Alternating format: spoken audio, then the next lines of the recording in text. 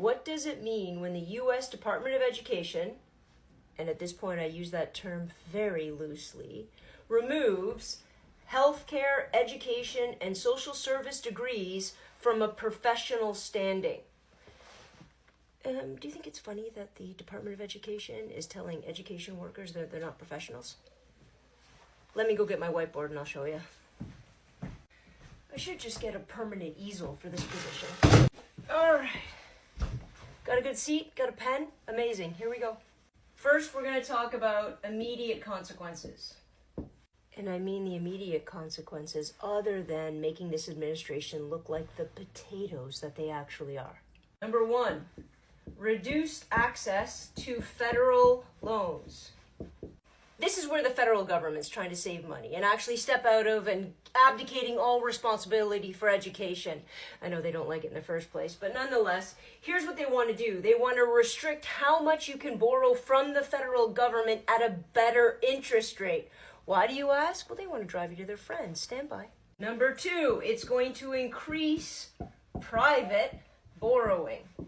You guessed it. That's how they're going to drive all the loans. Every kid that needs to borrow money, they're going to drive them all to private borrowing in order to make them pay a greater percentage of interest and flood that money into the hands of the billionaires waiting with open arms. I hate this kind of stuff.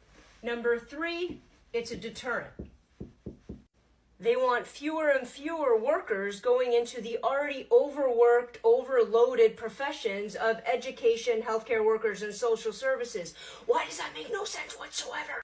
And number four, if you choose to go into it, it is going to limit your career flexibility. Well, this one's easy. They want you stuck.